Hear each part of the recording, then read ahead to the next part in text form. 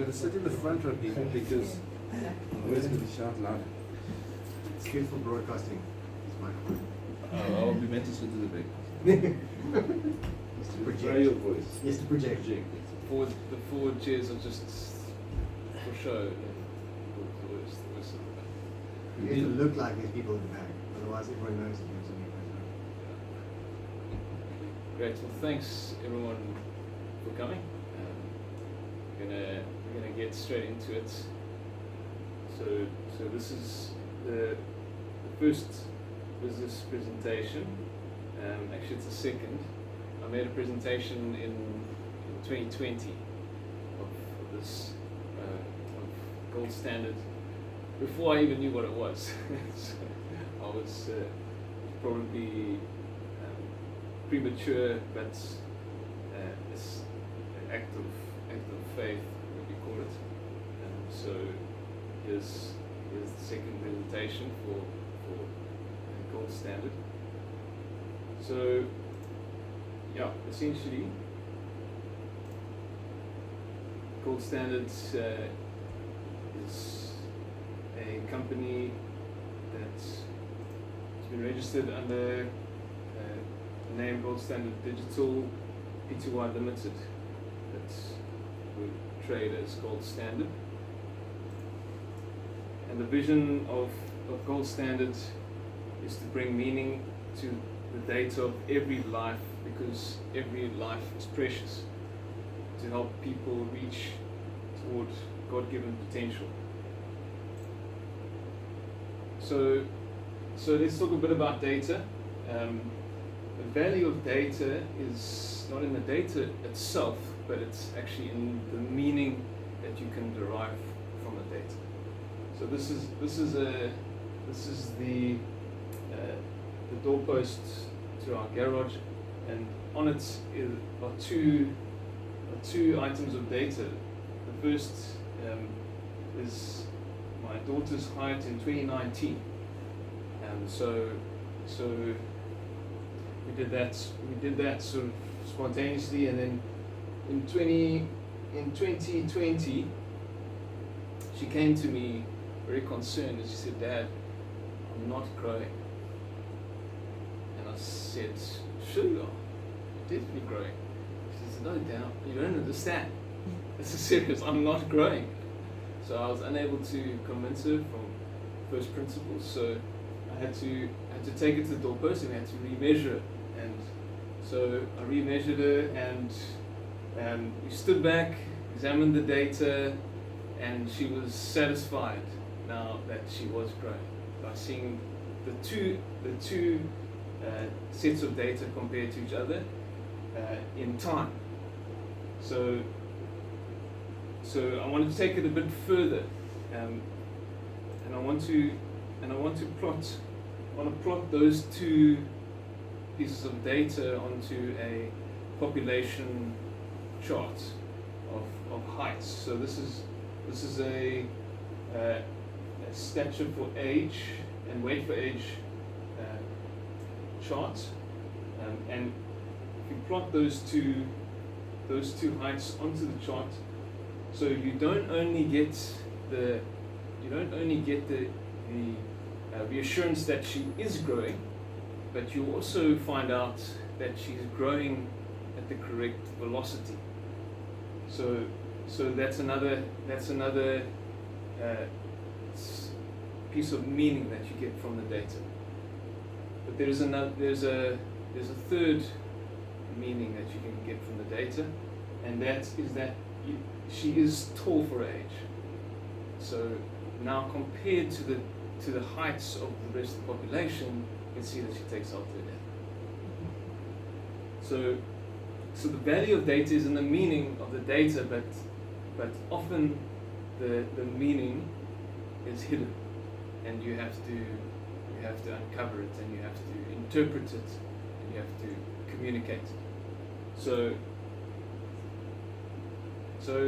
the Gold Standard logo is a compass, and that symbolizes that with the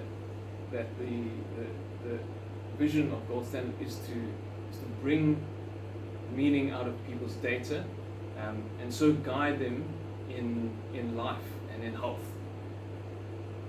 So the second part of the vision, or the vision of Gold Standard is that a life has immutable value.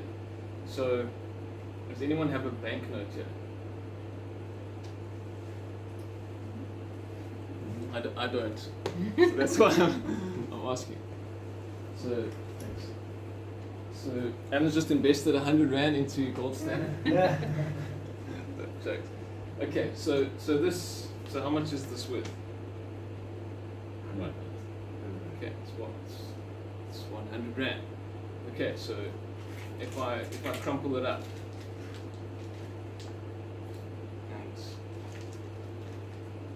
and I ask you now, how much is it worth? 100 Rand. 100 Rand.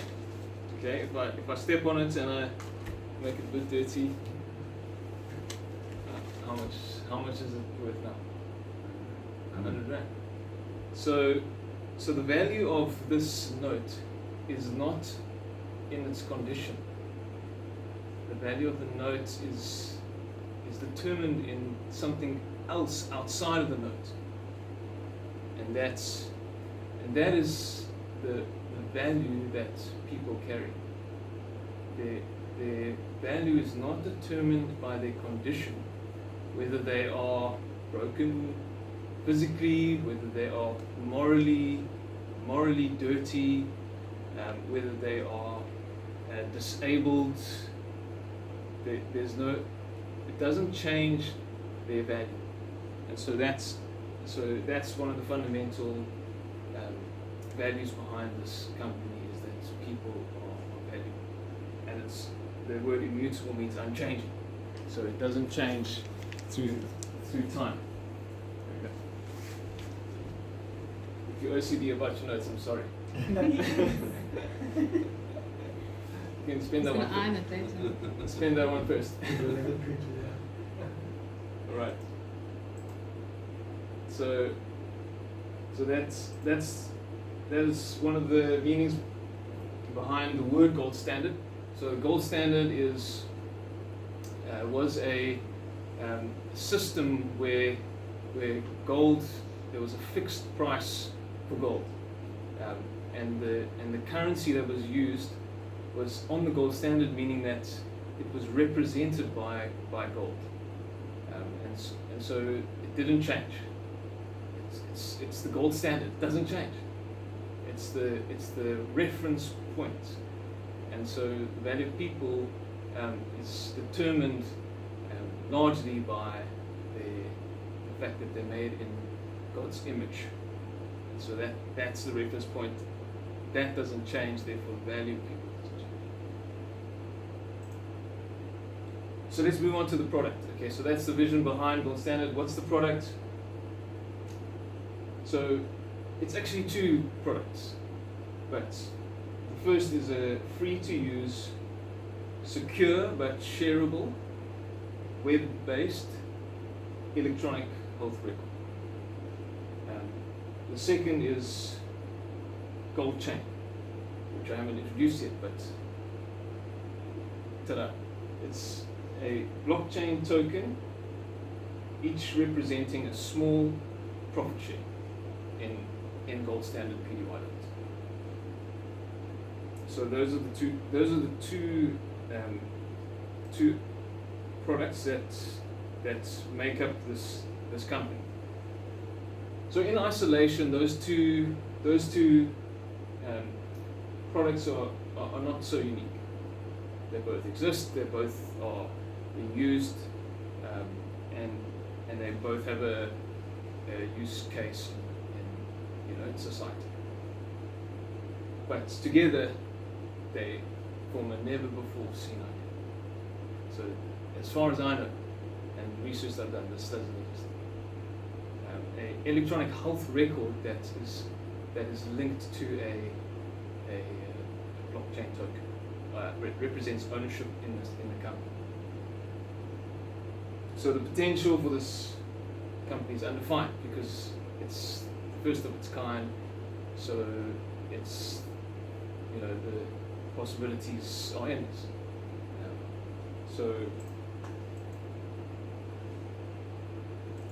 So what do we have currently? So this is a potential company. Well, it is an existing company, but the product is yet to be developed. So it's a blueprint.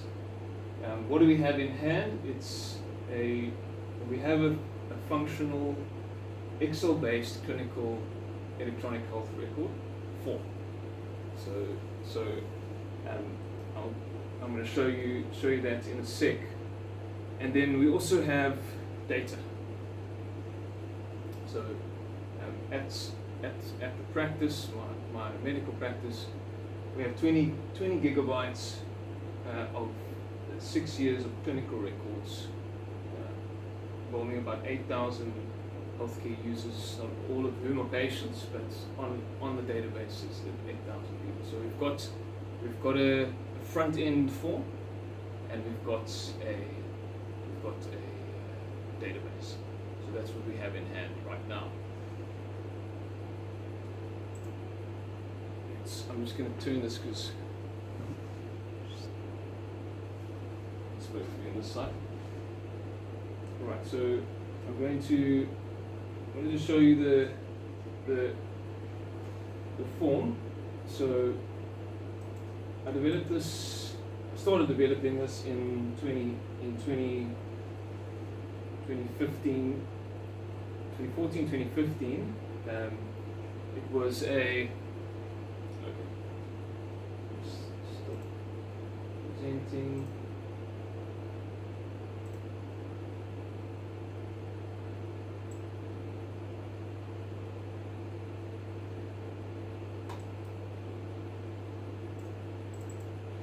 So I started developing this in 2015. It was zoom out. I was working at the Livingston HIV clinic, and we had a paper-based record system, and each visit would be recorded on a separate page. And so, in order to review the data, you had to flip back to each visit. So interpreting changes in weight, for example, was very difficult. So it took a lot of time. So you had to page through each, and you had to try and memorize the previous weight and compare it to in your mind. So I developed a form to put on the front of the file so that we could represent the data effectively and interpret it quickly. So and through the years I've been updating that and developed now an electronic health record form, which I use at Mercantile Hospital in our HIV clinic there. So this is just the cover. This is the cover. It's essentially representing the basic nutshell what you need to know about a patient, and then there's some functionality to the spreadsheet, so you can go into the actual data form and essentially, I'm not going to go into all the functionality, but it's a summary of the patient. The only field that changes every time is the clinical notes, but the idea is that as you see the patient, you update the form, which then carries over to the next visit, so that you can now interpret the previous data. So it's not like it was in the Livingston clinic, isolated periods of clinical encounter, but it's a zoomed out view of the data represented, and then graphs are very helpful to see at a glance how this patient is doing. So this is the HIV viral load, which you want to be 0, and you can see it's come down very nicely. This is the patient's blood pressure, which you can see is going up, which is not good. So it immediately alerts you. You want to intervene. You want to you want to bring that blood pressure down. So it just helps to see the patient in a snapshot.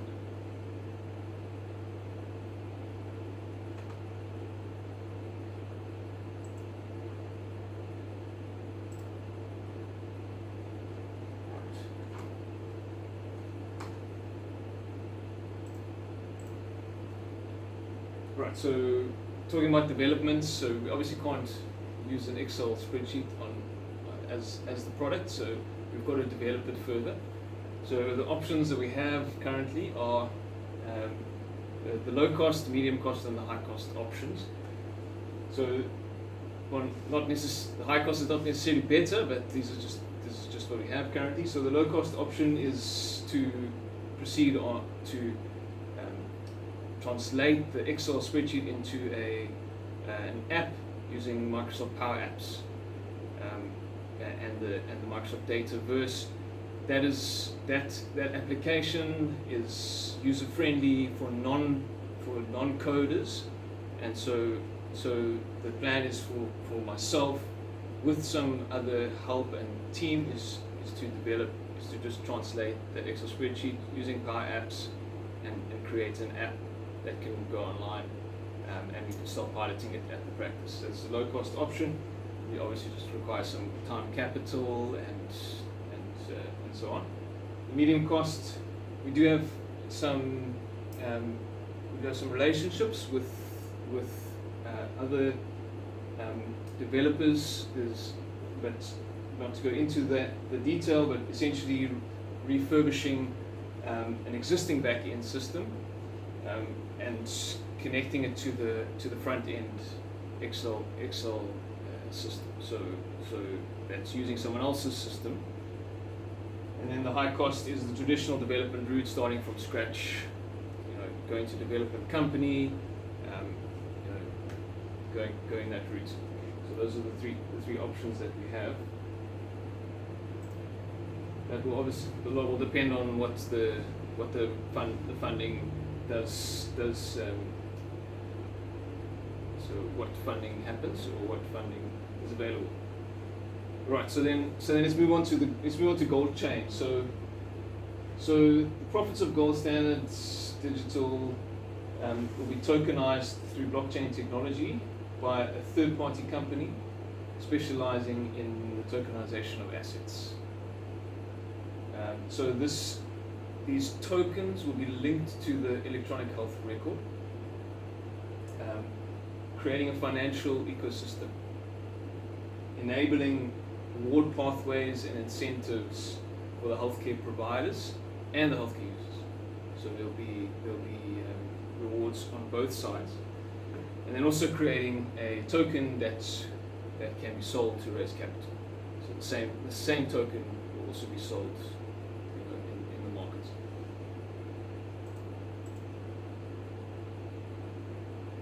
So I want to go back to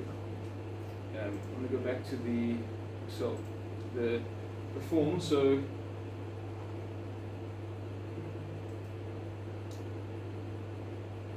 if we go to the landing page, at the top you can see here there's a little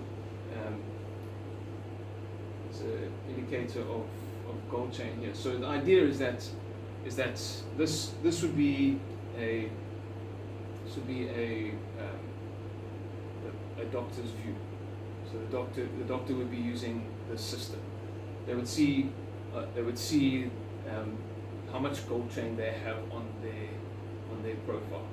So that would be the amount of gold chain that the doctor would have. As he loads more patients onto the system, he would be rewarded with gold chain. So that amount would go up. If the doctor were to share or refer to other colleagues and get other colleagues onto the system, then you'll be rewarded with more gold chain. That amount will go up. If you would like to sell this gold chain, then you can do it through the platform. He just needs to click on sell, and he can go onto the third party platform and sell his gold chain. There's also buy. So if he wanted to invest, so he could buy some gold chain, and then he could also earn. So that button saying earn would take you to a bit of an information page explaining how you can receive gold chain as a reward as a healthcare provider. This would be adapted to the healthcare user as well. So the healthcare user would also see a similar, with their profile, they'd also see a similar page that's obviously appropriate to the healthcare user.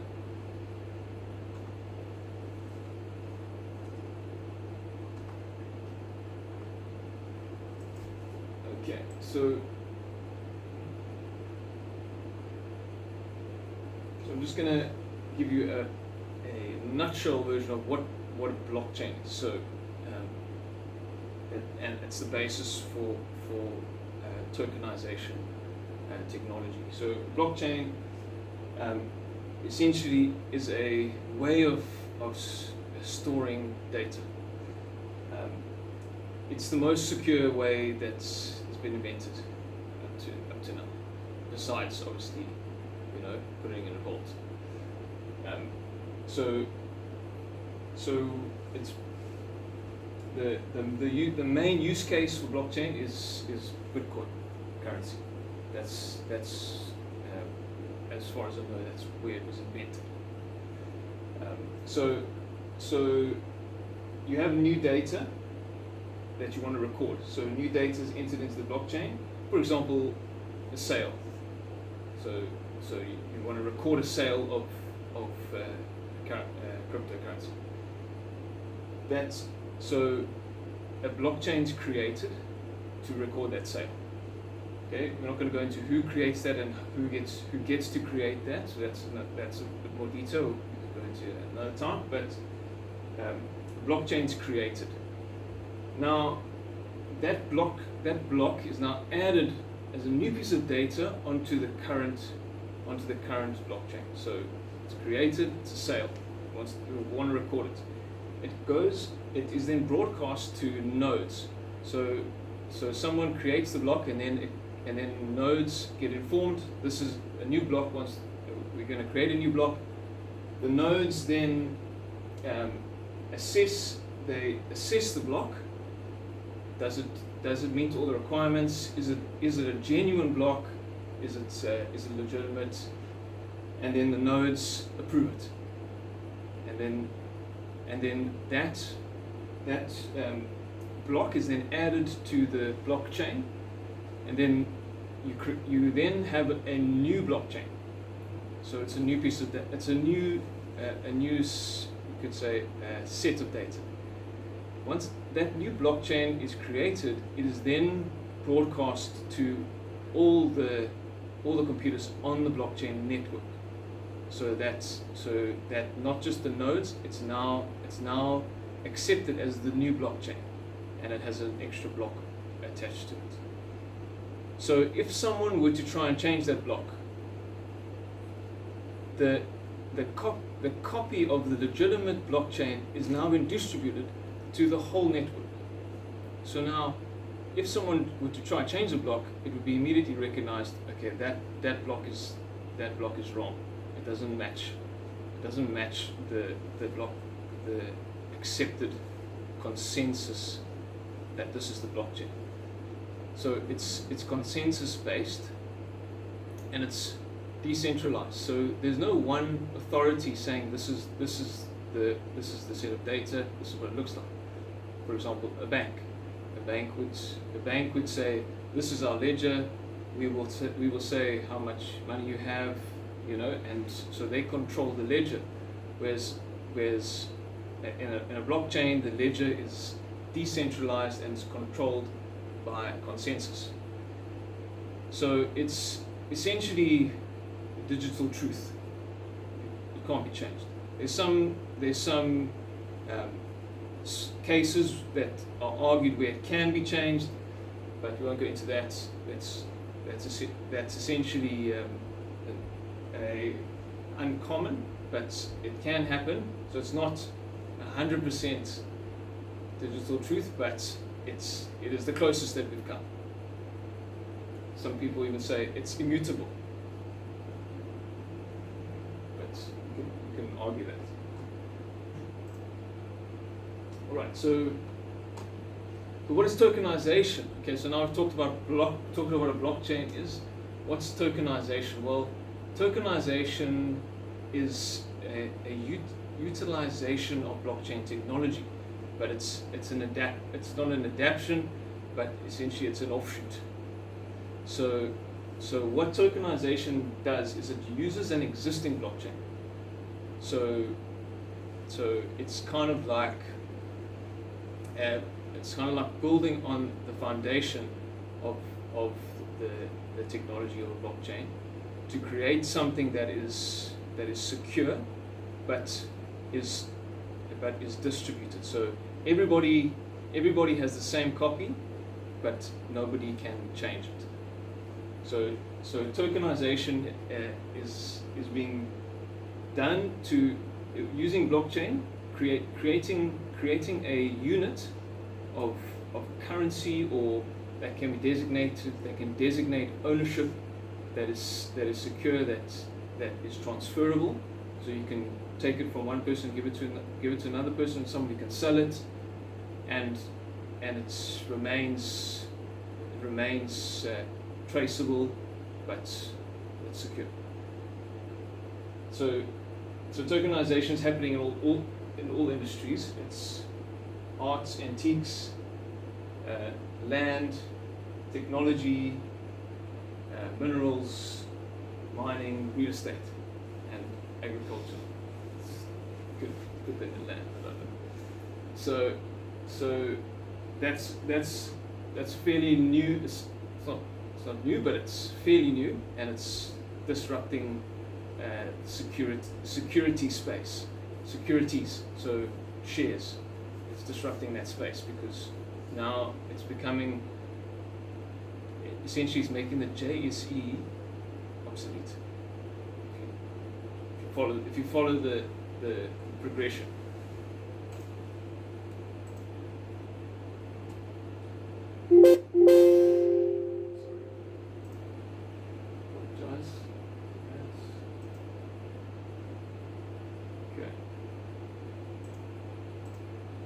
So let's talk about the share structure of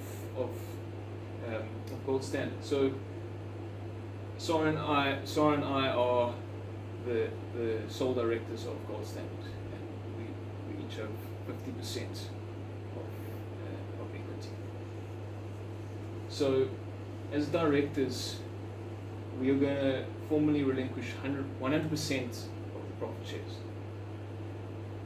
So we're going to uncouple these profit shares from the equity shares, and then fractionalize those profit shares into 1 billion tokens.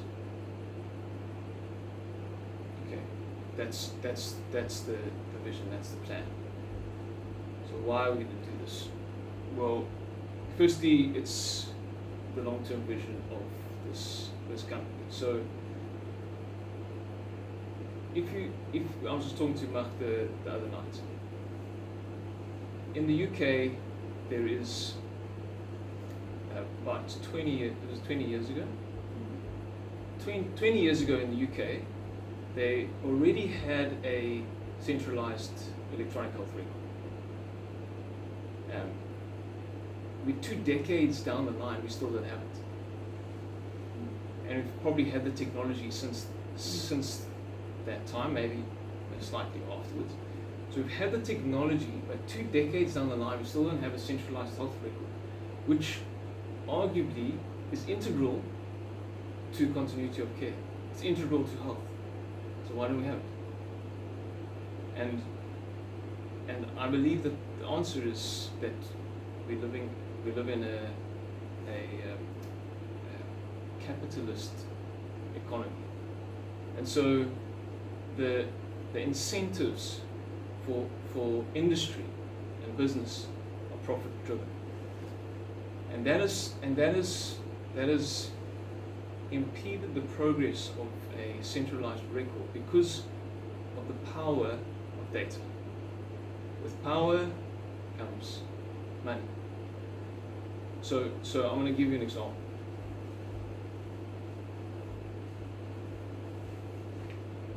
So we started our practice in 2016,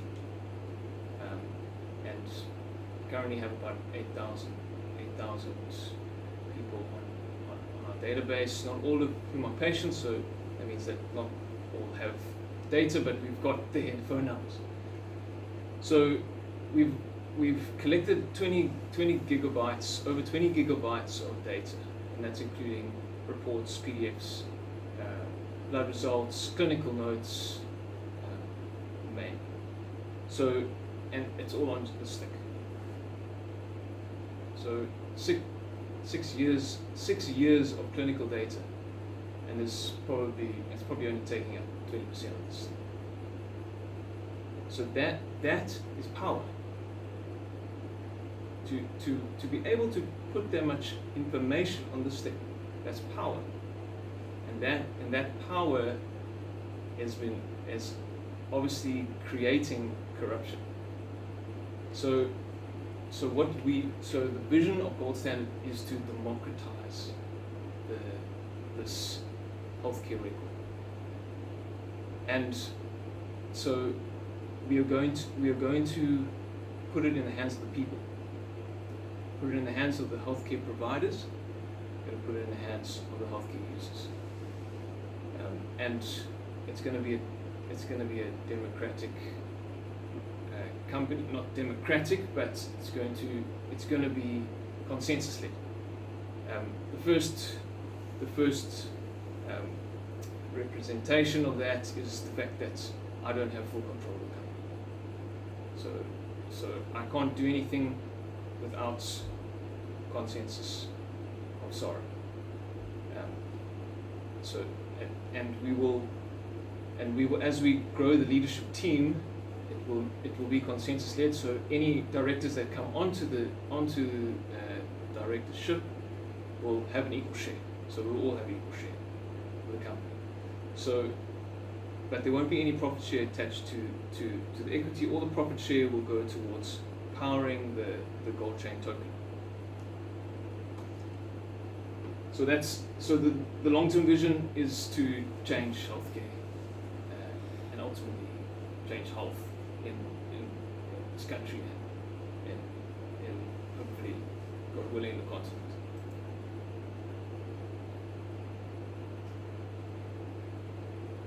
So what's the share price going to be? Well, pre-sale tokens will be at R1 each. Minimum investment of 500 Rand. That's so from today. After we tokenize, then the price will go up to 2 Rand, and there won't be a minimum. So the beauty of that is that it doesn't matter who you are, you'll be able to invest. My children can invest. There'll probably be an age restriction, but 2 Rand a token. I mean, it's beautiful, and that's what we call fractionalization. So we've taken an asset and we fractionalized it into 1 billion shares, and that's enabling democratization.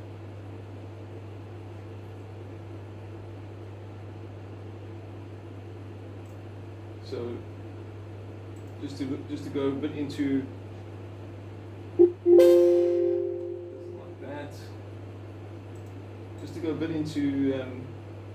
the share structure. So 10% of the shares will be designated or given to a trust. So we're given the profit shares. So 10% of profits will go to a trust for the upliftment of society, philanthropic purposes. 45% will be for sale. So will be earmarked for the market, so to raise capital for development, marketing, salaries, expertise, etc. So all expenses that we might encounter in the initial phases of the company, and then the other 45% will be used as currency within the system. So used to reward users, used to reward providers, and then also used to reward startup partners. So people who would like to invest in the company, their time, we can reward them with profit shares. So in the startup phase. So last week I purchased the first 7,000 tokens on pre-sale for a discounted price of R1 a token. I therefore now own 0.00007% of the profits of the company. If projections are accurate, then I will receive over the six and a half year period of the company, I'll receive dividends of R40. Okay, so it doesn't sound like such a worthwhile investment. 7,000 Rand, R40 back. Okay, so what's the point? Why invest now? It doesn't make financial sense. Okay, so why invest now? Well, you've got to see the vision. You've got to see the long-term vision if you're going to invest in this. It's not a get-rich-quick scheme. Okay, so just to give you a bit of an example, I'm not comparing this to Bitcoin. Please just get me out, but I'm just using it as an example. So in 2010, Bitcoin was worth 9 cents, 9 American cents. So that's $0.09. That was 2010. Today, that's one Bitcoin. Today, one Bitcoin is worth $27,000.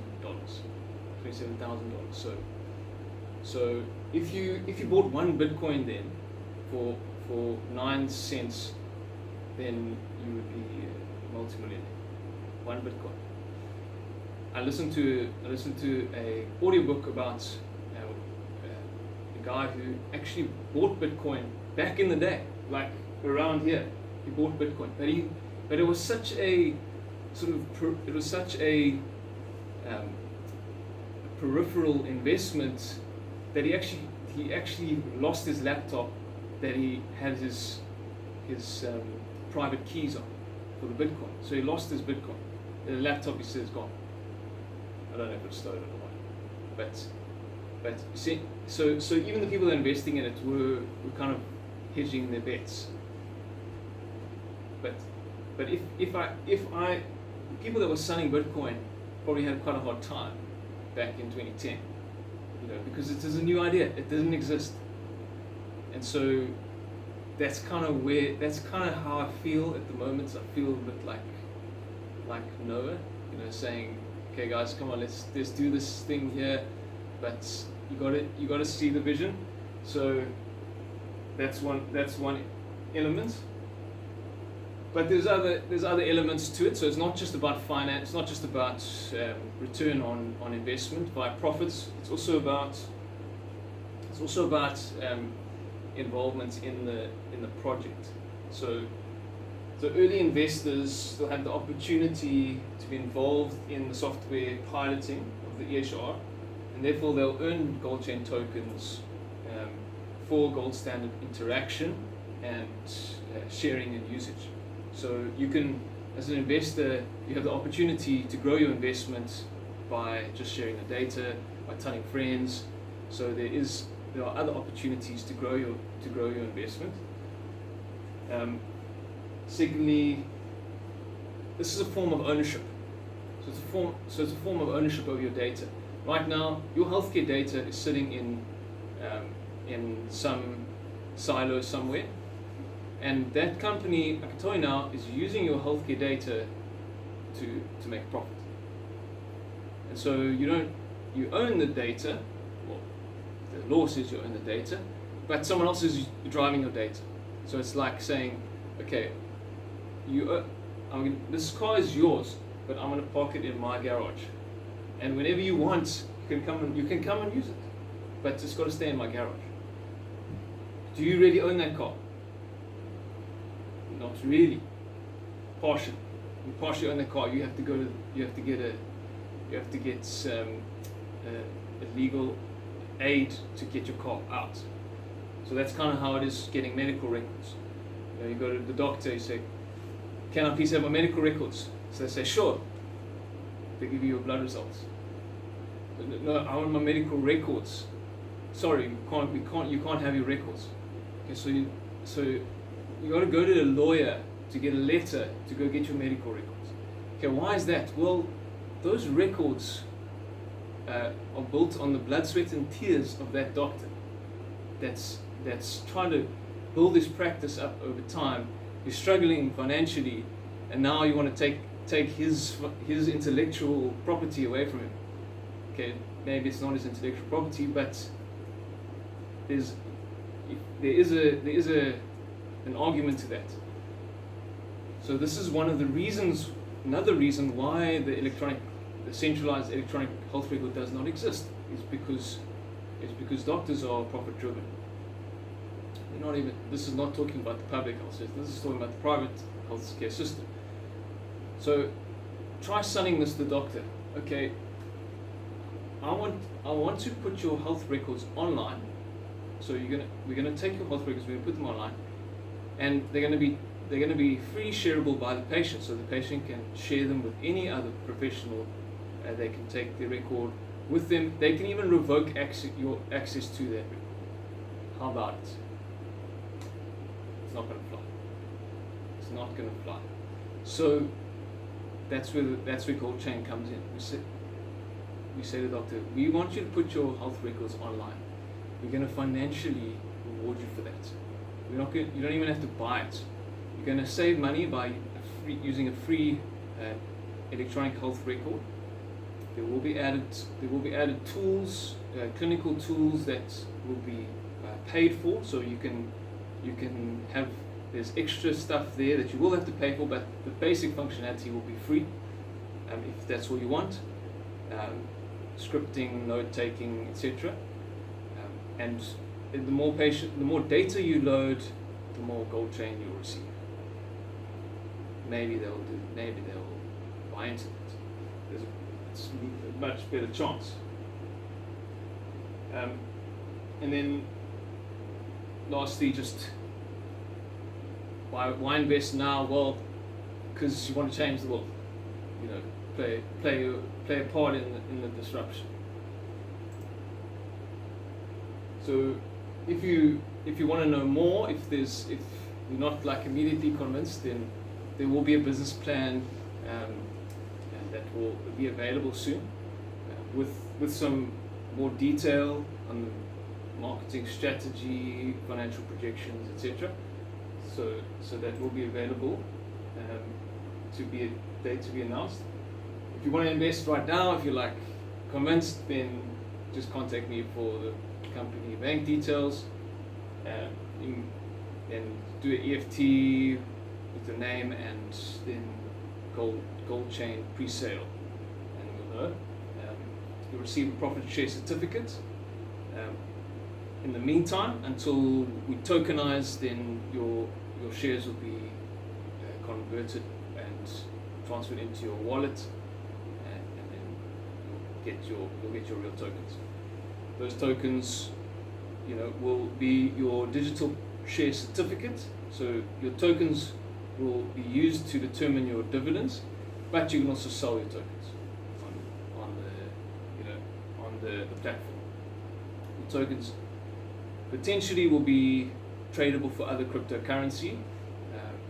They probably won't be tradable for rands, but you could probably trade them for cryptocurrency or other forex possible. Okay, that's the end of my presentation. So I'd like to open for questions.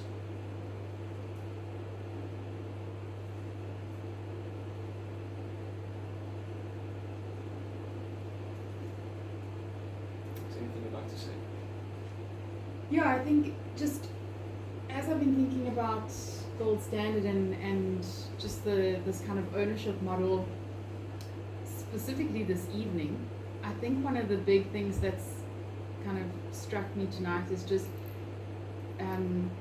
well, globally, but particularly in a country like ours, I think this kind of democratization or ownership model has a big part to play in terms of whether it's empowerment, but even just restitution. I think in terms of the history of our country, and just I think that when it comes to equality, economic equality is a big part of that. And I think if you look at the healthcare sector specifically, there's accessibility, but there's accessibility to what is managed by the government, which is, it comes with its own difficulties. But then there's very limited accessibility when it comes to private healthcare. And so, although we might not be able to fix that, I think we can move towards equality and accessibility through something like this, especially because it has an economic component, and that's just one of the things that sort of stayed with me on the drive over here. So I just wanted to bring that up just for us as South Africans. And I don't know, I think a lot of you will be aware, but we actually have the highest rate of inequality in the world when it comes to wealth distribution. And so just to kind of, I think, locate this in that picture for us. We're number one in the world. Yeah. So just what other revenue sources do you foresee? You generate metadata, and you're going to have long term. You're going to have metadata that is going to be pretty powerful, pretty valuable to have access to and make use of. And that's obviously one revenue stream that comes to mind. You mentioned the doctors, the tools, and that's form to get the wave going. Beyond that, there's a revenue stream once you have a fair share of momentum. But what comes to mind is your opposition. The opposition would be the bigger medical companies that own their data right now, and they do give it to the doctors. But it's not their real notes. Eh? You don't share your real notes. The results are there, but not the notes. Right? We're talking about the insurance, medical aids. Yeah. Yeah, no, they don't. They mainly collect sort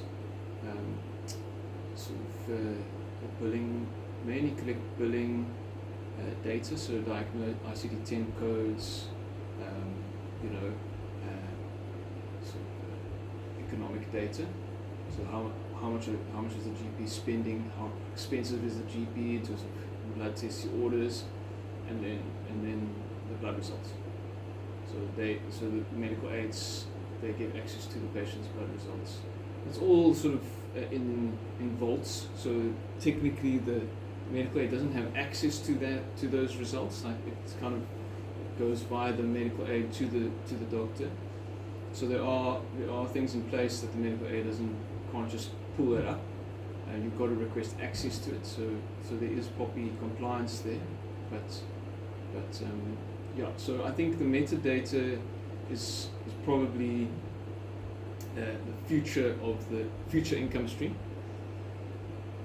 So I didn't actually talk about income streams, but if you have a look at this, if you have a look at the cover page for the this is the electronic health record. So there's advertising.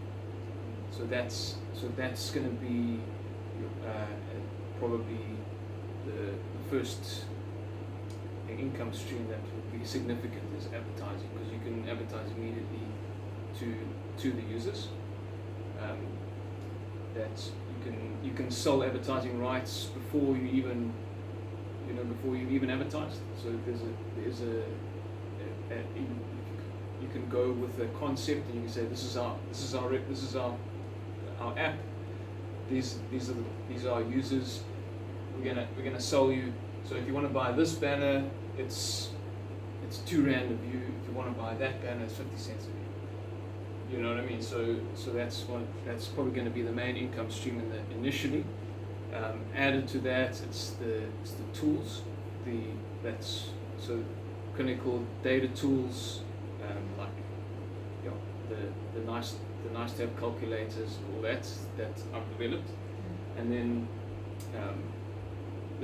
one of the other main income streams is the sale of profit shares. So that's probably going to be what will market the most is the profit shares, as a way to generate capital to go forward. So in our projections we've actually the sales of Gold Chain is the highest income stream. We're anticipating that to be the highest income stream. The other thing that struck me was you're talking about how the money would be invested. But the biggest investment is going to be protecting the data at the point of entry. Because when I'm looking at it, I can't change it. You know what I mean? I can see my record.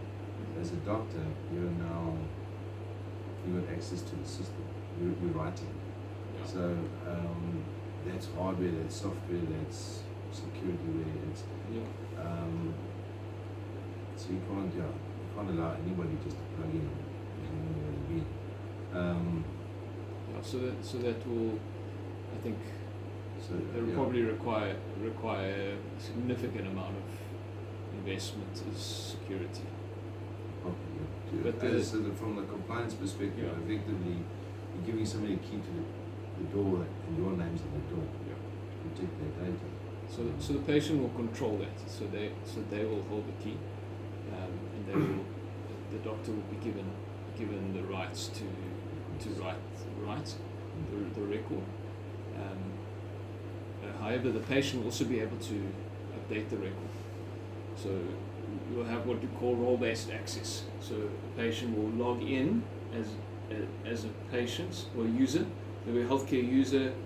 They'll be able to edit certain fields. For example, they know what medication they're on. You can look at the box and you can select it from a drop-down menu, and so they can accurately record their medication. But then it will be represented on the record that this data was entered by the user. So the doctor will be able to see it as such and be able to verify it. And so maybe have color coding, or something to be able to identify, verify by provider, and enter by user. Because the other thing that's changing significantly is your older person is now, I heard it yesterday, apparently we are gone. So if you're born between 1975 and 1935, because you know what it's like to fill in a form and do it old school, but you can also do it on a PC. You can traverse the realms but the older people are getting older and are dying. The younger people, the more tech-savvy people, are going to start expecting this. If you know what I mean. So the average person sitting down at the wherever hospital have a phone in his hand. He's going to be 60. That's a scary thought. That's the reality of 20 years from now. Yeah. So what? Just for the recording, basically saying that this is essentially this is technology that's expected to be there now. It's no longer an impressive thing. It's actually it's expected. But there are some like exciting possibilities. So one of them is using cell phones as nodes. So blockchain is But the Bitcoin blockchain is a few gigs. It's about, I think it's, I don't know, do you know, about 25 gigabytes. That's a block. That's how big the Bitcoin blockchain is. But if you go back sort of 100 blocks, it's pretty impossible to change the block that's 100 blocks back. It's possible to hack. This is kind of how we're talking about security. It's possible to hack maybe 2 blocks back. You could, and that's what we call a 51% attack. So if 51% of the nodes reject a legitimate transaction, then you could possibly hack the blockchain. But 100 blocks back, you can't hack that. That's pretty impossible, because now you've distributed via the internet. You've distributed that blockchain to the whole network, and everybody's got a copy. So it's pretty much set. So what you could do is and there's people talking about this now. You could actually take we call it, I can't remember the exact term, but let's just call it a summary or a section of basically the end of the blockchain. I'm not technical on these terms, but so you just maybe, let's say 1,000 blocks. That's like a few megs. Take 1,000 blocks, and you can put that on a cell phone. Cell phone's got technology and the capability to be a node on the blockchain. So now you've got potential, because that's some of where the costs involved around blockchain technology are. It's like you've got to have nodes, and why is the node going to help you? Why is the node going to spend electricity to verify your transactions? What are they going to get up? And then that's where you start having rewards. So in terms of Bitcoin, the nodes are not. I don't think they're rewarded. The nodes are kind of there to protect their interests, because they all probably have investment in blockchain. But then the miners who are creating the blockchain get rewarded by a new Bitcoin that's minted. So every time a miner who wins the lottery, sorry if you don't understand these terms, you can chat afterwards. A miner who wins the lottery to write the blockchain, for writing the block, a new Bitcoin is minted that's not on the current blockchain. So actually the number of Bitcoin actually goes up, it increases. So then that miner receives Bitcoin for that for that process. But if you can now do that on a cell phone, and you develop some kind of efficient way to win the lottery, now you can get users using their phones to be nodes on the blockchain. I mean, that takes it to another level of how many people have cell phones. It's crazy. So any more questions? What would the time frame be from tonight until it goes live? Good question. So it depends. It depends. It will depend on the pathway that we choose. So for example, the high cost pathway. If depending on how much funding we get, if we get high amounts of investment, then we'll have the option to go the high cost development route, and that'll take 3 months. 3 months, and we'll have a app ready to pilot. The low cost option, where I basically do it, is it's going to take much longer. Depending on, I'll have to pay myself to do developments, and so that, but it'll take much longer because I won't have that much time, and that might be a year. Might be a year before we actually have an app that's ready to pilot in practice. So it depends a lot on investment.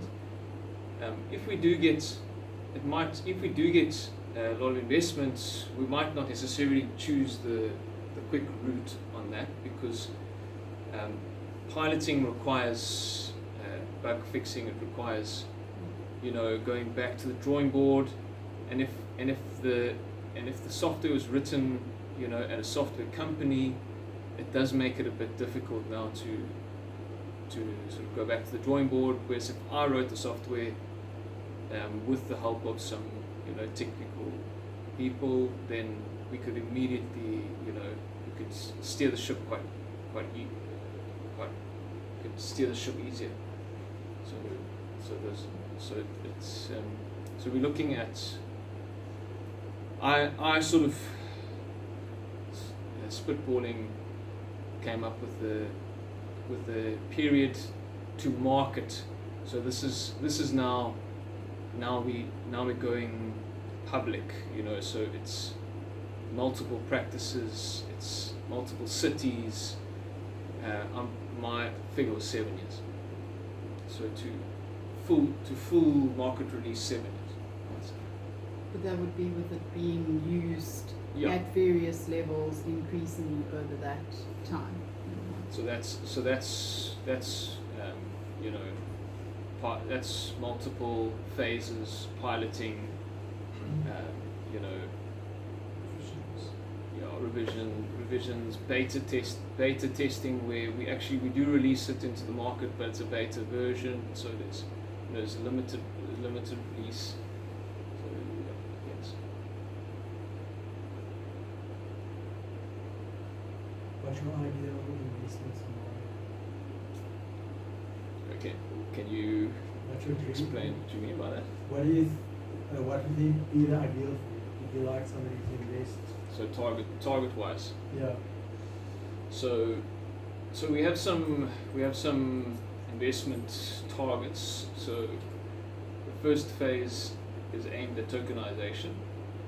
So once we tokenize, then it will be easier to raise capital.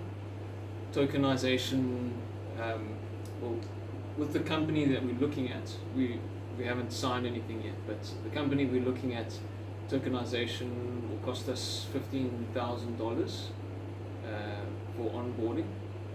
So it's $15,000, and then that's non-negotiable. So they don't negotiate that onboarding fee. So we've got to raise that come hell or high water. 300,000 rand. Their monthly fee is negotiable. So it's a new. They actually mainly tokenize real estate. So they tokenize high value fixed assets.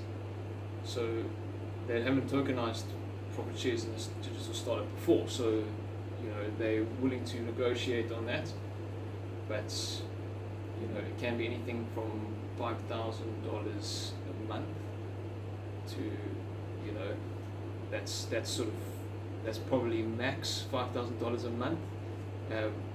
What I'm planning to come in with is a profit share, not a monthly fee. So I'll try to sell the profit shares and say, listen, will you take a profit share instead of a monthly fee, or maybe a bit of both. So the cost of tokenization is quite high, but we're still looking into that. But other leads here as well. So That's also a scenario, MC, where, you know, we're saying this is what we want to do. How do you do that? What does it cost? But I mean, one thing we've realized too is that sometimes there can be a journey toward what you actually want to do. So for example, we want to have a public company. So Nick's research started with, how do you have a public company where the tokens can be bought by any Joe Soap on street today? And that's the price, because these are the guys that are doing it. And if that's what you want today, that's what you've got to pay. But there might be other routes toward that where, I mean, I know one of the suggestions from somebody who knows about crypto is you don't have to start with a public company, but then you'd have to, if you said, okay, it's not going to be public at the beginning, you've got to do other research to now explore, well, what would the road toward it being a public company look like? Because that's one of the non-negotiables for us. So that's also, like when you ask about an ideal scenario, we are talking about, we know what we want to do, and these are the quotes from people who are saying, well, this is how you can do that ASAP, but that with that sort of 7-year figure, Marta, it's just in the reality of the fact that the journey doesn't always look that straightforward, and so I mean, the sustainability obviously of something like that is So we've got a few hurdles. So that's the first hurdle. Once we get 300,000, we could tokenize, but we're probably gonna want to raise more capital before we tokenize that. But depending on what the fees are, and then past that hurdle is then development. So depends on which way we go. If we go the low cost route, we can start that tomorrow. We can start developing tomorrow. But ideally, it's I think definitely we're looking at a target of 500,000, over the next few months to tokenize. Once we've tokenized, then we can advertise to our wider network. So I can go to, so I have access to a independent practitioners network in South Africa. So it's about 1,000 doctors. I mean, we've got access to allied health professional networks. We can go to allied health professional networks. So one of the marketing strategies is to start with healthcare providers. So we actually want the healthcare providers to invest first. So we're not going to go to the healthcare users first, because the healthcare providers are going to drive the uptake. There will obviously be then the other direction to the healthcare user, who can also then drive uptake with the doctors. So for example, a doctor is not keen, they're nearing retirement, they set for life, they're happy. They're not going to now try and change their note-keeping system. They're on paper. So there's no pressure on them to change, even for financial incentive. It's reality is, if it's going to take me 2 minutes extra, it's a deal breaker.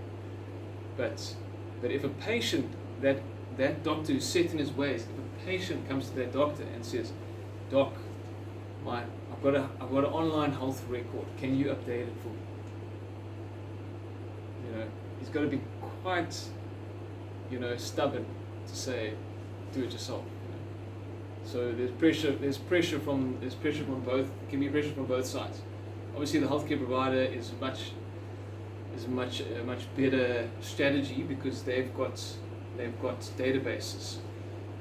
So we're gonna have to work out, in terms of the protection of personal information. You can't just take a person's data and put it online.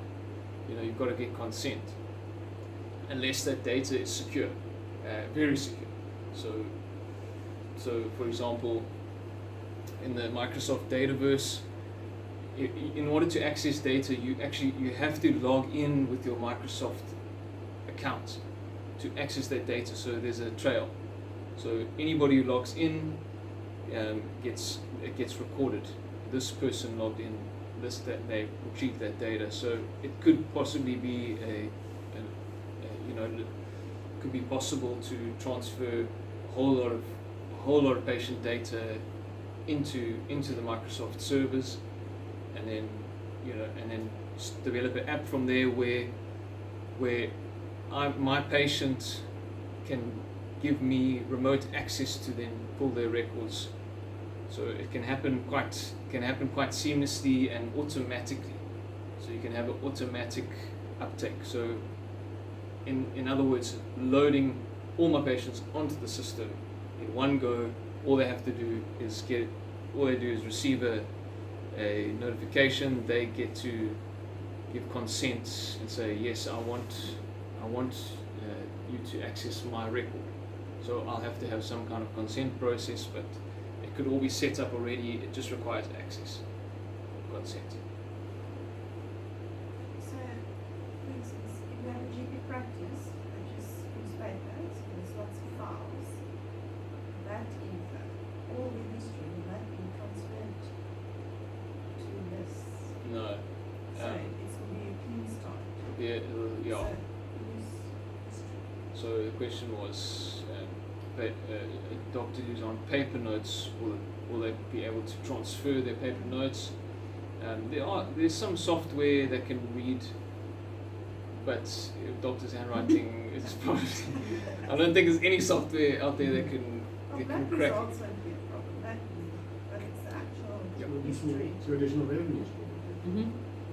Thanks to Yeah. But no, it's another point that I'm reaching the point retirement. That tool would I want to definitely sell be my paid. I want to sell my business. Those notes on my Yeah. what's the word? Leverage. No.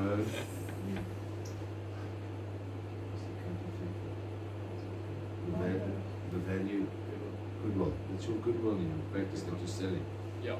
So if you can automate that goodwill, capture it in a way that the new doctor can seamlessly step in, Yeah. certainly that goodwill's worth it. Like company Well, in the US, well, blood results are already captured, so Yeah. on a database. So a doctor who wants to transfer, is on paper notes, who wants to transfer, can receive all their previous patients, or their current patients' blood results, and one of the sort of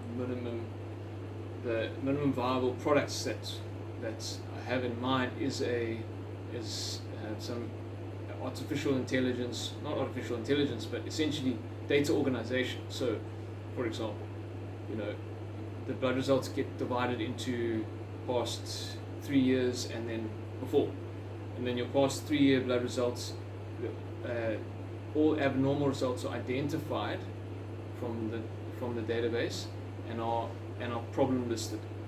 So you have it's quite easy. Just have all results that are out of range get put onto a problem list, and just listed like that. So you can see immediately what are this patient's problems according to their blood results.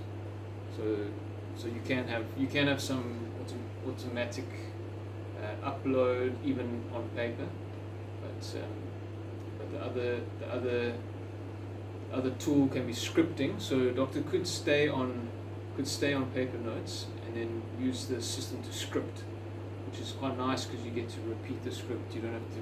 A patient who's got 15 items, don't have to write it all out. You just repeat the script, check it, and then print. And then you can print 2 copies, put one in the file, and you can keep one. Those scripts then they generate data where you can sell prescribing habits. So the doctor then gives his data to Gold Standard to sell to pharmaceutical companies. That's not really metadata. That's more personal data. But the doctor has a interest in that data. So because they've got profit shares, and because they get immediately rewarded for transferring that data, it's to their benefit to sell their prescribing habits, which currently is being done without any reward to the doctors. So pharmacies are selling our prescribing habits basically.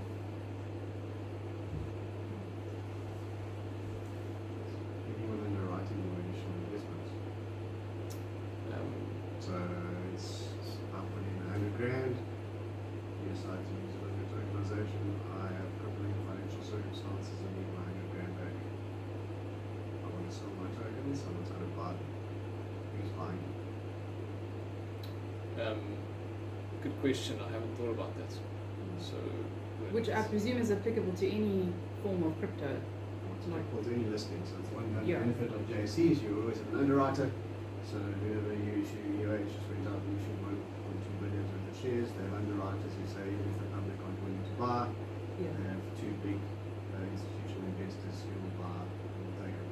So obviously if we've got people in this room who buy, there's a pot of 500,000, I want my 100 grand out. When you've spent it already on other things, the rest of the land around the table will fit the bill. So obviously places the rest of the people that's at risk. So you're talking about basically insurance. Well, you call them an underwriter, it's not necessarily insurance. Generally, your token provider can provide that for you. So, I mean, like you said, you wouldn't necessarily get rands out, you might get other things, other cryptos out of it, but they would need to exchange for something else. So, your crypto provider or token provider will need to serve as your underwriter. Yeah. And what percentage that is, or what's the reserve margin that they're willing to put at. So, obviously, if you're having for 500 grand, you need to have a reserve of at least 25%. And in the benchmark, you actually need to be having for 625,000 rand as your benefit, so that if someone needs to exit within a big enough range, you can buy them out. No, I didn't think through that, but definitely need to look into that. So that'd be a good question to pose to the company. Are they a local company? Have they done this in South Africa before? No, they're not local. They're based in Holland, but they have tokenized South African companies. You know if they do it for real estate investment trusts? Because it's the one reason why Soros wouldn't like us being unequal. Our corporate structures in South Africa don't facilitate what you're trying to do. So potentially it's something to have afterwards. Yeah. But as far as I understand it, as far as I know, you can only tokenize an asset that you're actually going to sell underlying tokens to the asset. You cannot sell securities. Effectively what you're doing is you're selling securities. You automatically make your public company, which means you have to have a prospectus, which you have to send to JSE. So what the legal guys said from the company is that profit shares are much less regulated than equity shares. The problem is how figure we have for term securities. Yeah. It's not shares. The companies that purchase securities, which is shares in any other type of instrument that relates to profit and ownership. So we need to look into that. So we need to do, there's a couple of things there we should chat about afterwards. Yeah. I do have that structure that might work for you, just sitting here listening live. Great. So, Chat. Yeah, definitely. That's. I mean, it's one of the things we need capital for is legal, legal advice and get some lawyers in our corner. And I think one of the reasons why doing a meeting like this so early on is also so valuable, because people who have an interest in knowing more, they come with questions that are really valuable. Whereas when you pitch it to one person at a time, this guy's a tech guy, pitch it, they just don't come with that kind of question. Whereas when you just kind of open it up and see what people's questions are and what their feedback is, it's so helpful and kind of guides us in where to go next. Yeah. So just for the recording, the question was, is the sale of profit shares then does it not need to be registered with the JSE because it's technically a security? So that would obviously create some hurdles. I don't know if necessarily is a deal breaker, but it does kind of present some challenges. But I think it's quite it's a very new arena in South Africa, and in Africa. So the essential from what they were saying, their experience is that compared to other countries, South Africa is quite they're quite relaxed in terms of this arena. So that's obviously hearsay. So we have to actually investigate that information. without helping the point, we are relaxed. The difference is most of the entities that do tokenize in South Africa are not owned in South African entities. Okay, so I have a couple of entities through various projects that we involved with that are based overseas. We have very little jurisdictions. Those are the holding companies. They sit in the UK, they sit in tokenize assets in South Africa, but the legal entity structure is sitting in there or sitting in the US and Delaware. Yeah. Because then you're governed by those pieces of legislation. Yeah. Then you can tokenize assets anywhere in the world. So this is why our agricultural blockchain facilitates cross-country transactions where you don't have to buy and sell forex now. Yeah. And that's how we're able to move agricultural produce across countries that were not able to trade on the global stage. Yeah. So having the base and the head office in South Africa makes it harder for you to do what's actually legally possible just because you're legally based. Yeah. Just, Just. Yeah. Just on my side, I mean, I'm not a developer as such, but I have developed systems like this for users. And I realize that different users see the same thing and think, well, why didn't you think of this? Why didn't you add it? And it's unbelievable insight. We developed a particular thing on a low key. We've tested it for 2 years now. We've been down